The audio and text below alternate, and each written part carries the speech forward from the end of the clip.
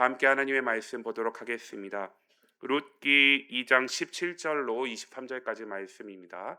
룻기 2장 17절로 23절까지 말씀인데요. 한 절씩 교독하고 마지막 절은 함께 읽도록 하겠습니다. 룻기 2장 17절 말씀입니다.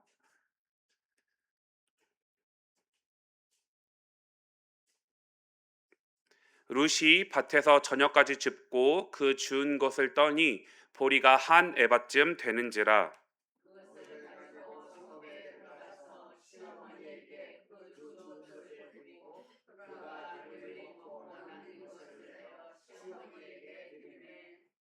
시어머니가 그에게 이르되 오늘 어디서 주었느냐 어디서 일을 하였느냐 너를 돌본 자에게 복이 있기를 원하노라 하니 룻이 누구에게서 일했는지를 시어머니에게 알게 하여 이르되 오늘 일하게 한 사람의 이름은 보아스니이다 하는지라.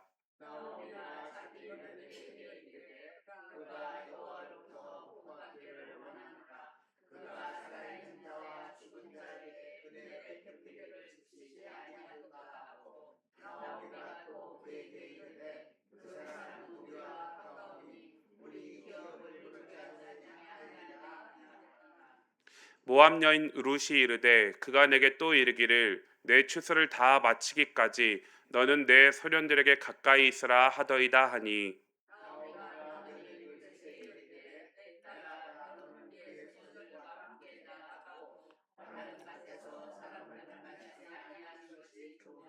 함께 읽겠습니다. 이에 룻이 보아스의 소녀들에게 가까이 있어서 보리 추수와 밀 추수를 마치기까지 이삭을 주며 그의 시어머니와 함께 거주하니라. 아멘. 우리 옆에 있는 성도님들과 함께 이렇게 인사해 봤으면 좋겠습니다. 하나님은 사랑이십니다라고 함께 인사해 볼까요? 하나님은 사랑이십니다. 그리고 한 번만 더 인사해 보겠습니다. 그 사랑은 우리를 떠난 적이 없습니다라고 권면해 보겠습니다. 네. 아멘.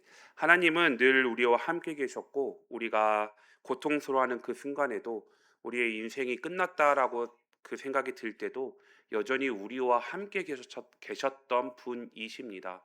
그 하나님의 사랑은 단 한순간도 하나님의 자녀들에게서 떠난 적이 없으신 분이십니다. 그런데 우리는 그 하나님을 날마다 경험하면서 그리고 그 하나님과 동행하면서 삶을 살아가지만 그 하나님의 존재에 대해서 날마다 하나님이 우리를 사랑하시는 것만큼 그것들을 바라보지 못할 때도 종종 있는 것 같습니다. 그렇게 되는 가장 큰 이유는 우리의 삶 가운데 어려운 일들이 닥쳐올 때 그런 것 같습니다. 하나님이 날마다 크게 보이는 것이 아니라 우리의 삶 가운데 감당하기 힘든 어려운 일들이 찾아오면 우리의 시선은 하나님만을 바라보기보다 어디에 머물죠? 내가 처해 있는 이 고통, 나의 삶의 문제, 여기에 시선이 모아지게 됩니다. 그러면 그 고통은 그 시선을 나 자신에게만 머물게 만들어 버립니다. 그렇지만 헤세드, 하나님의 사랑, 하나님의 인애, 하나님의 자비는 그 시선을 다시금 하나님께로 향하게 만듭니다. 오늘 말씀을 시작하면서 이 한 문장을 꼭 기억하셨으면 좋겠습니다. 그것이 무엇이냐면 고통은 시선을 나에게 머물게 하지만 헤세드는 그 시선을 다시금 하나님께로 향하게 합니다라는 이 한 문장입니다. 이해하셨어요? 네, 감사합니다. 고통은 시선을 나 자신에게만 향하게 만듭니다. 그런데 헤세드, 하나님의 사랑, 인애, 자비는 그 시선을 다시금 하나님께로 향하게 만든다는 이 사실입니다. 이 한마디의 문장을 이해하신다면 지금 당장 사실 말씀을 마무리해도 여한이 없을 것 같습니다. 그만큼 중요한 한마디입니다. 그런데 애석하게도 우리는 삶을 살아가면서 예상하지 못한 상실을 참 많이 경험하게 됩니다.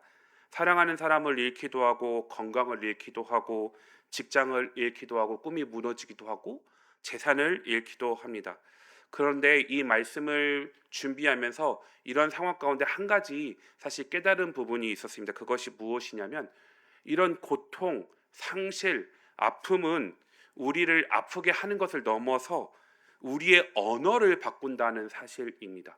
우리의 언어요. 기도를 해도 이렇게 기도가 나오는 것 같아요. 하나님 왜 나입니까? 왜 하필 나입니까? 하나님 왜 하필 내 인생에만 이런 어려움들이 있습니까? 하나님 왜 나에게 이런 일들이 생겼습니까? 우리가 이야기하는 그 주어가 다 나입니다. 내 인생, 내 삶, 내 문제, 나. 고통은 우리 삶 가운데 찾아온 이런 상실들은 우리의 언어를 나 안에 가두어 버립니다. 오늘 본문의 주인공인 나오미의 삶이 그랬습니다. 그런데 하나님의 은혜는 사람을 다시 움직이게 합니다. 오늘 본문의 말씀을 볼까요?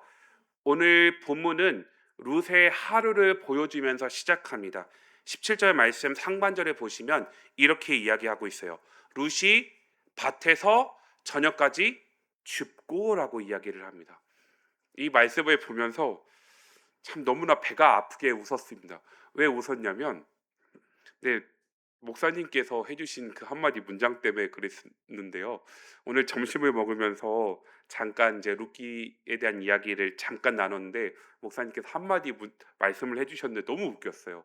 그게 무엇이었냐면 룻 아직도 밭에 있어? 이제 좀 집에 좀 가라고 해. 근데 그 한마디의 문장이 오늘 본문의 상황입니다. 어떻게 아셨는지 그냥 농담식으로 딱 던지신 이 한마디의 말씀이 사실 오늘 본문이 만들어낸 상황이거든요. 그래서 역시 담임은 아무나 하는 게 아니구나. 네, 속으로만 생각했습니다. 네, 딱 그 한마디 문장이에요. 룻이 밭에서 언제까지요? 저녁까지요.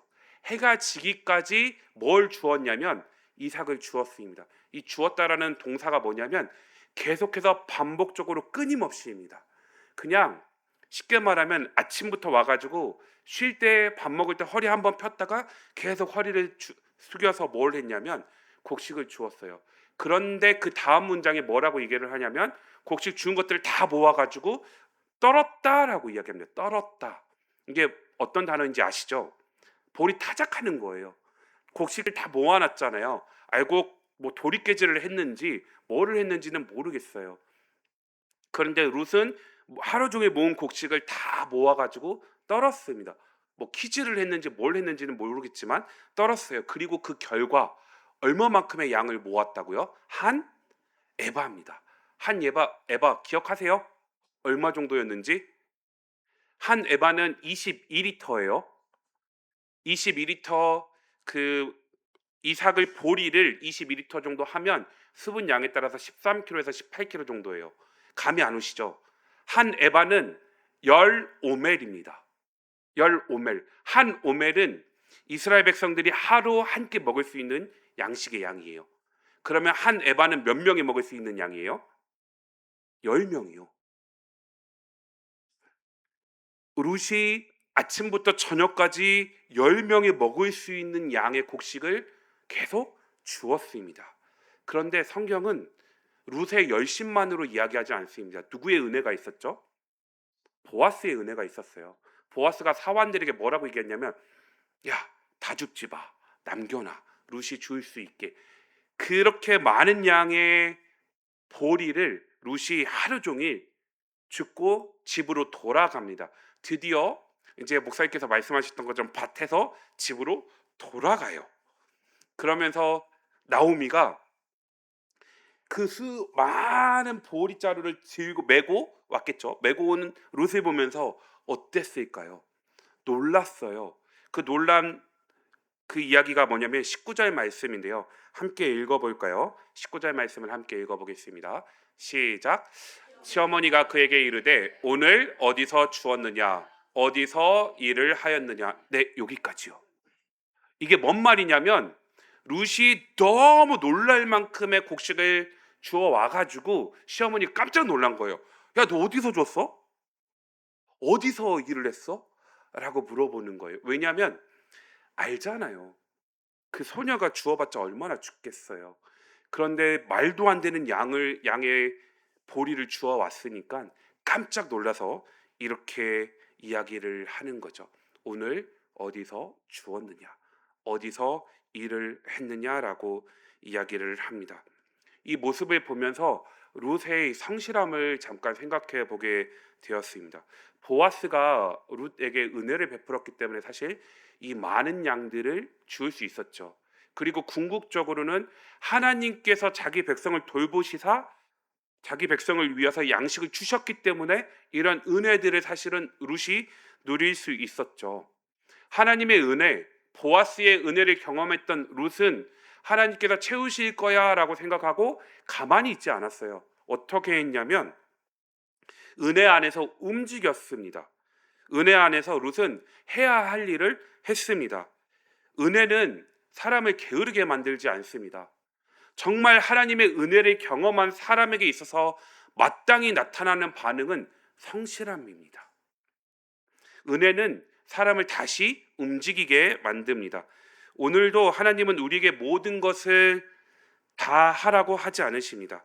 그냥 오늘 하나님께서 우리에게 허락하신 하루를 살아내라, 성실하게 살아내라라고 말씀하십니다. 룻은 내일을 알지 못했어요. 어떤 일들이 펼쳐질지 알지 못했어요. 자기에게 다윗이 태어날지도 몰랐습니다. 그리고 예수 그리스도가 자기의 계보를 통해서 태어날지 몰랐습니다. 그냥 그는 먹고 살아야 했기 때문에, 어머니를 봉양해야 했기 때문에 그냥 하루를 성실하게 살아냈습니다. 그냥 맡겨진 주어진 그 하루를 살아냈습니다. 그리고 하나님은 그 은혜를 따라 성실하게 살아냈던 그 룻의 삶을 통해서 구속사의 한 페이지를 여셨습니다. 룻만 그럴까요? 우리도 마찬가지입니다. 오늘 하나님께 하는 이 기도, 오늘 하나님의 말씀을 따라 살아가는 작은 순종, 하나님께서 우리에게 맡겨주신 역할을 가지고 순종하는 이 작은 책임, 하나님은 그것을 결코 작게 사용하지 않으십니다. 그 하루하루가 쌓여서 하나님의 구속사를 이루어가는 한 페이지가 되기에 하심을 룻을 통해서 보여주고 있습니다. 그런데 오늘 본문의 결정적인 포인트는 이게 아닙니다. 오늘 본문의 진짜 중요한 절정은 여기가 아니고요. 나오미의 입에서 나오는 한 단어입니다. 첫 번째 이미지를 띄워주시겠어요?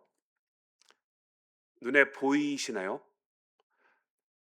네, 한번 잠깐 시간을 드릴 테니 한번 눈으로 위에서부터 아래로 쭉 한번 읽어보실래요? 한글 단어들을 한번 읽어보실래요? 글씨가 작아서 안 보이면 여기 아래에 있는 저기 색깔 칠해져 있는 고통으로 인해 여기 단어를 한번 눈으로 쭉 읽어보실래요?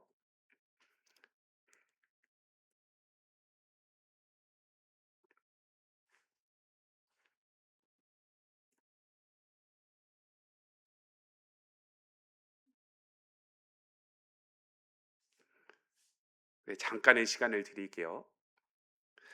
안 보이실 수도 있을 것 같아요. 제가 오늘 말씀을 준비하면서 하나님께서 주셨던 정말 놀라운 은혜가 무엇이었냐면 바로 사실은 여기서부터 시작됩니다. 이게 뭐냐면 위에 룻기 1장 20절과 21절 말씀을 히브리어 성경으로 본 내용이에요.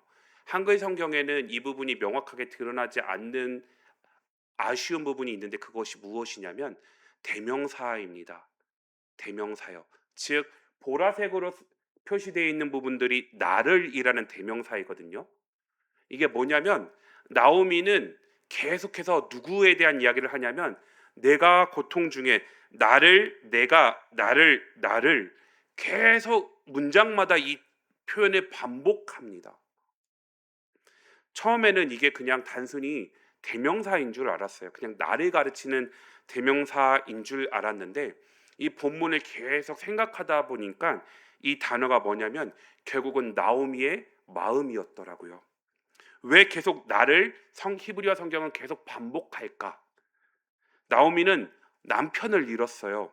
두 아들을 잃었고요. 미래를 잃었어요. 그래서 세상에 대한 풍족하게 바라보던 그 시각이 어디에 매몰되기 시작했냐면 나 자신에게만 매몰되기 시작했어요. 고통은 사람을 자기 안으로 시선이 모아지게 그냥 고통은 시선을 나로만 고정시킵니다. 고통이 찾아오면 우리 삶 가운데 하나님이 잘 보이지 않습니다. 그리고 곁에 있는 사람도 사실은 잘 보이지 않습니다. 네가 내 마음을 알아? 라고 이야기를 하죠.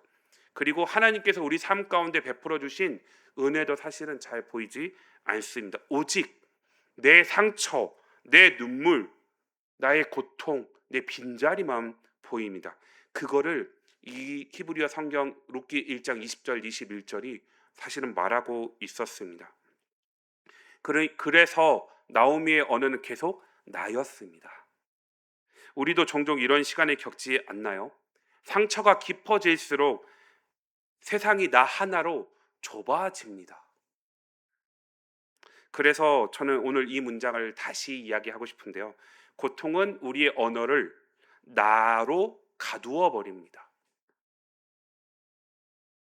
그런데 하나님의 헤세드는 이 나로 가두어진 이 언어를 우리로 바꾸십니다. 사랑하는 성도 여러분, 오늘 본문의 절정은 룻이 한 에바를 주운 것이 아닙니다.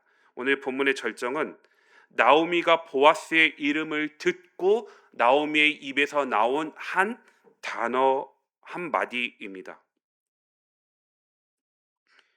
그 모습을 보면서 이렇게 생각할 수 있습니다. 혹시 지금 나오미가 나라고 계속 고백하는 이 문장이 혹시 우리 성도님들의 고백은 아니십니까? 기도를 해도 주님 왜 하필 저입니까? 하나님 왜 내 가정에만 이런 어려움을 허락하셨습니까? 하나님 왜 하필 제 직장입니까? 하나님 왜 하필 내 인생입니까? 고통은 우리의 시선을 계속 나 안으로만 끌어당깁니다.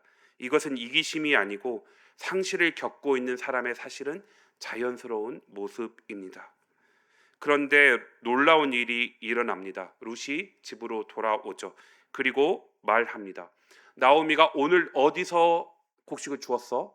오늘 어디서 일했을 때 룻이 뭐라고 고백을 하죠? 오늘 보아스라는 사람의 밭에서 곡식을 주었습니다 라고 이야기를 합니다. 나오미는 그 순간 나오미의 입에서 새로운 말이 나옵니다. 두 번째 이미지를 보여주시겠어요? 네, 이것도 아마 안 보이실 것 같아요.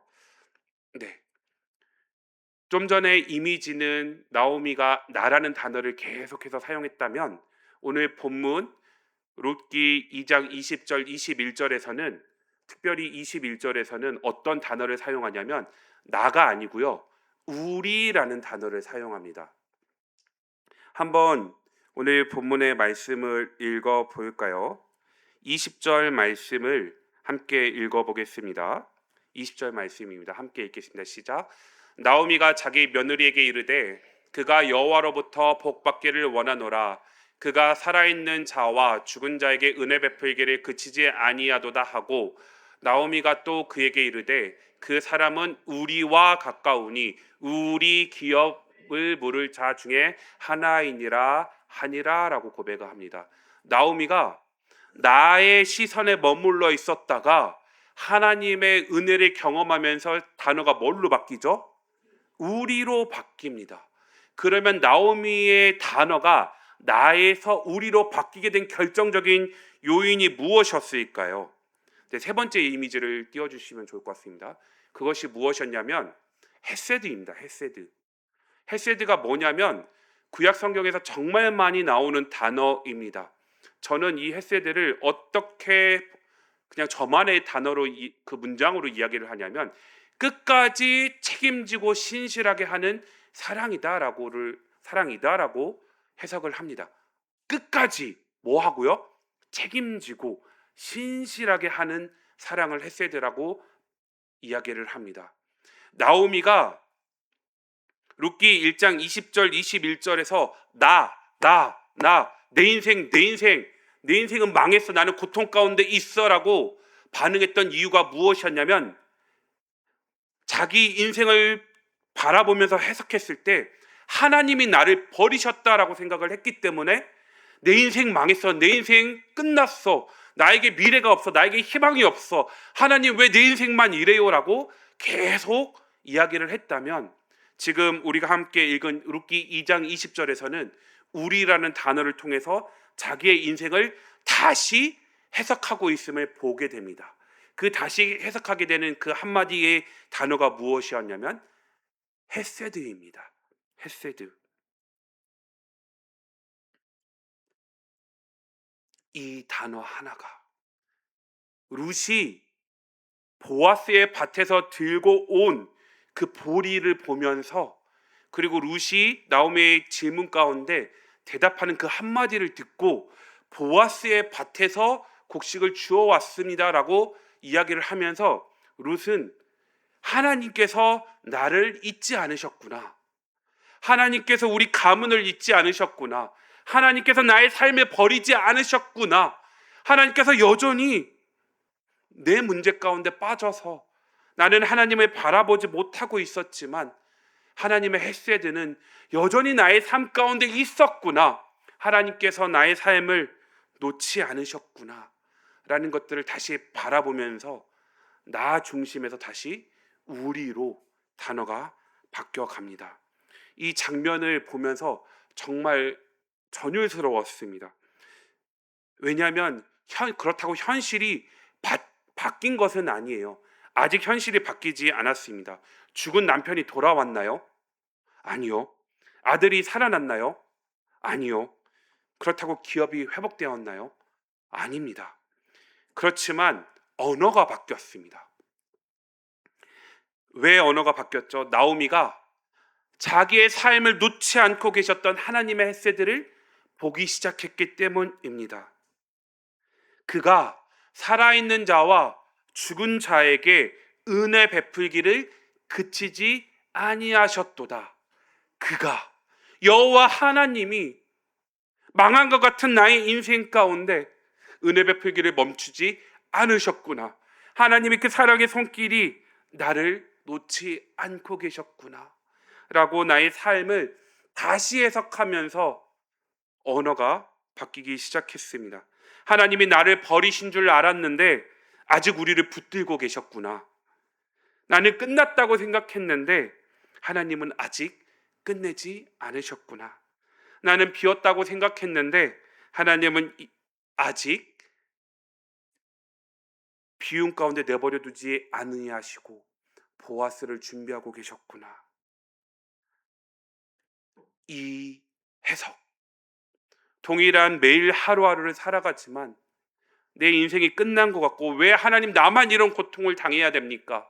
하나님 왜 나에게만 이런 어려운 일들이 펼쳐집니까? 라고 그런 상황 가운데 있을 때 나오미가 하나님의 세대를 바라보면서 자기의 삶을 다시 해석하기 시작한 것처럼 우리 성도님들의 삶도 이런 은혜가 넘쳤으면 좋겠습니다. 하나님, 내 삶 끝난 거 아니에요? 하나님 왜 나만 이런 어려운 일들을 겪어야 하죠? 하나님 왜 나만 이런 고통 가운데 있어야 합니까? 하나님, 내 남편, 내 아들, 내 미래 하나님 망한 것 같습니다. 하나님 너무나 고통스럽습니다.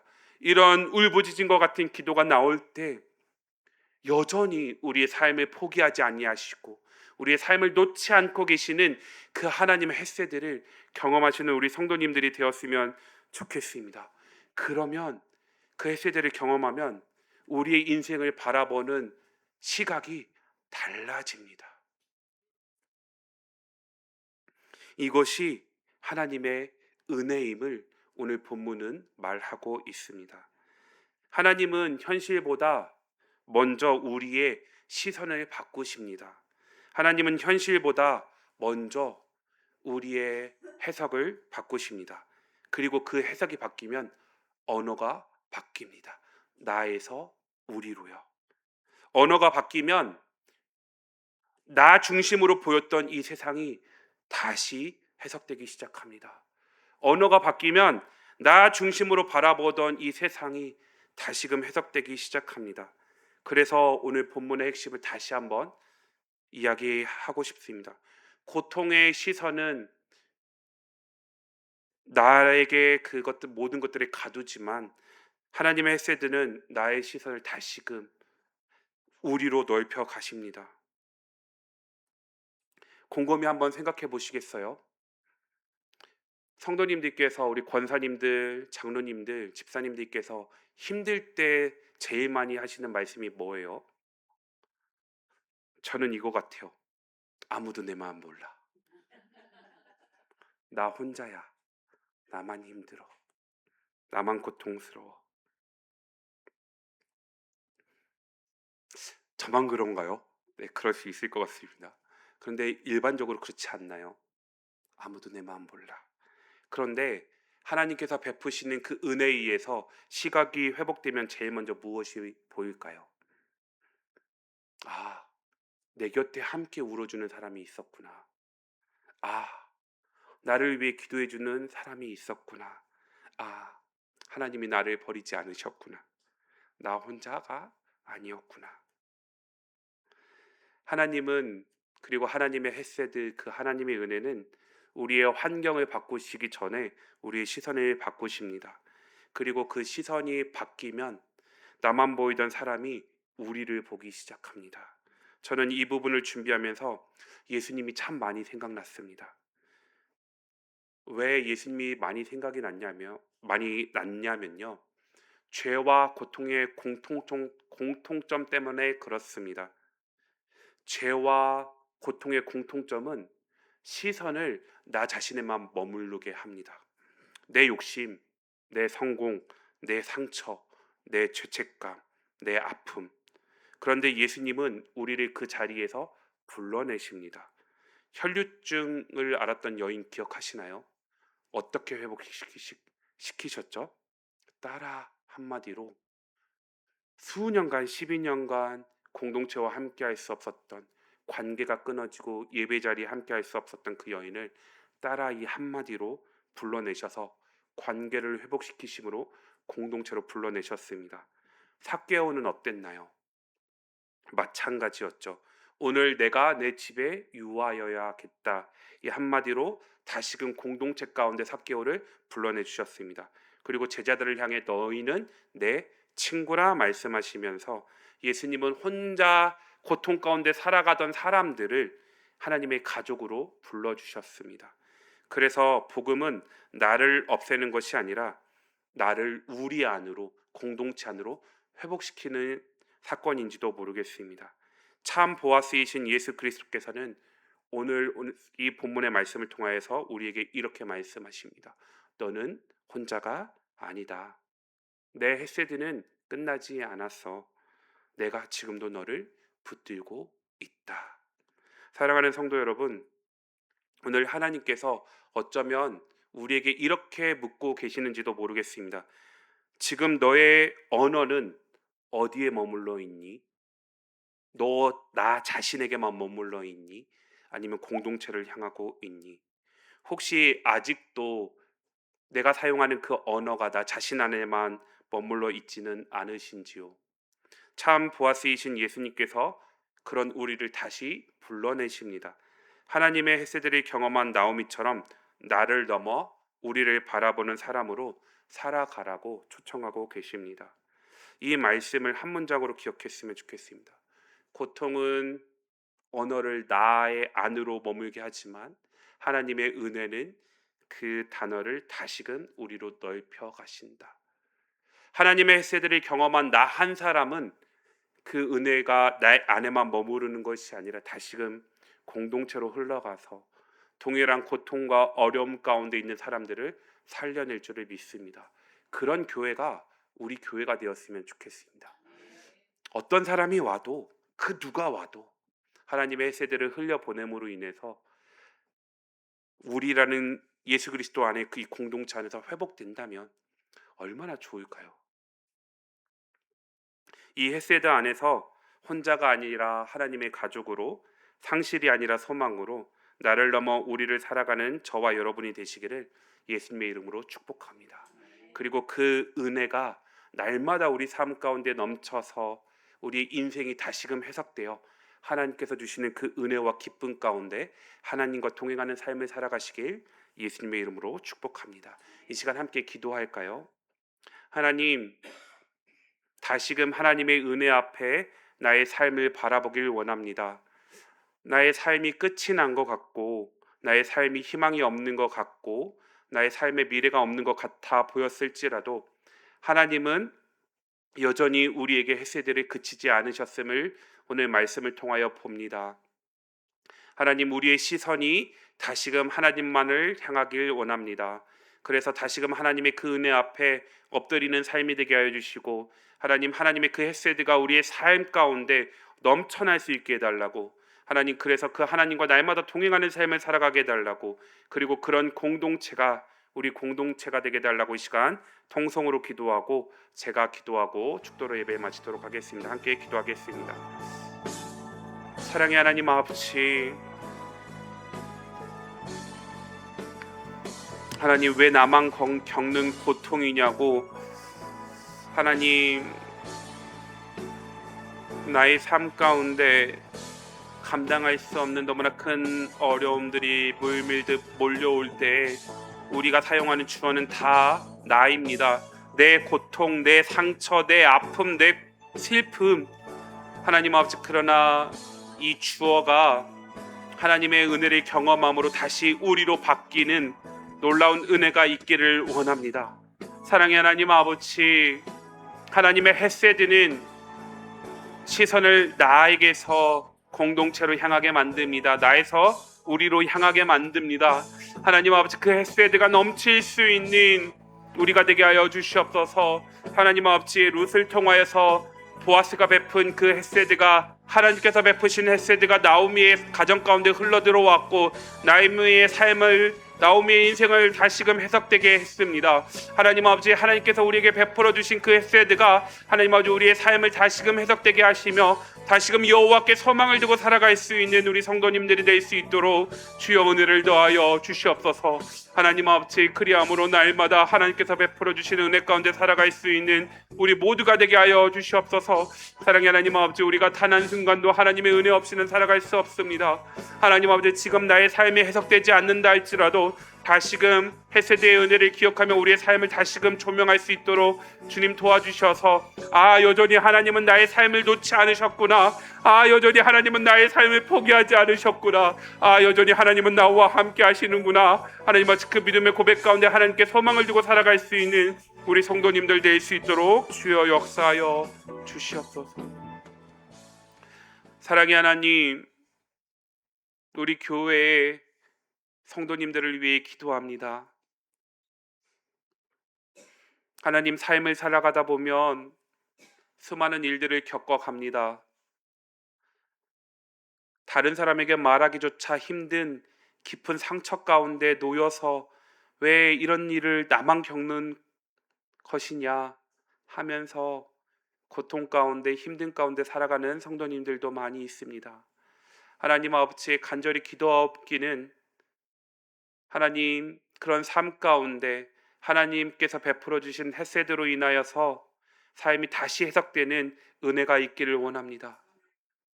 하나님께서 나의 삶을 포기하지 않으셨구나, 하나님께서 단 한순간도 나를 놓은 적이 없으시구나, 하나님께서 나의 삶을 붙들고 계시는구나, 여전히 하나님께서 나를 인도하고 계시는구나, 그 사실을 깨달음으로 말미암아 하나님께 소망을 둠으로 주어진 삶을, 막막한 삶의 현실 가운데 묵묵히 하나님과 동행하며 살아낼 수 있는 우리 성도님들 될 수 있도록 주님 도와주시옵소서. 하나님, 그렇게 주님께서 주시는 회복의 은혜가 있기를 원합니다. 하나님, 그리함으로 그 회복이 나에게만 머무르는 것이 아니라 우리 공동체를 향할 수 있기를 원합니다. 하나님께서 베풀어 주신 그 은혜로 말미암아 우리 공동체 가운데, 우리 교회 가운데 그 누가 와도 하나님께서 나의 삶 가운데 베풀어 주신 그 은혜로 다시금 다른 사람을 살려낼 수 있는 은혜가 넘치는 교회 되게 하여 주셔서 하나님이 약한 자를 돌보는 교회로 우리가 한 걸음 발돋움할 수 있도록 주님 역사하여 주시옵소서. 날마다 우리 교회가 하나님께서 우리에게 베풀어 주신 그 헤세드를 가지고 다시금 헤세드를 흘려보낼 수 있는 교회가 되게 하여 주셔서 이 마지막 시대에 하나님의 사랑을 실천할 수 있는 우리 교회가 될 수 있도록 주님 역사하여 주시옵소서. 그런 교회가 되게 하실 줄 믿습니다. 지금은 주 예수 그리스도의 은혜와 성부 하나님의 놀라우신 사랑하심과 성령 하나님의 교통하심이 다시금 하나님의 헤세드의 관점을 가지고 나의 삶을 해석하며 하나님께 소망을 두기로 살아가길 결심하고 결단하는, 이곳에 모여 예배하는 모든 머리 위에 그 하나님의 헤세드가, 그 하나님의 사랑이, 그 하나님의 자비하심이, 그 하나님의 인자하심이 지금부터 영원토록 함께 있을지어다.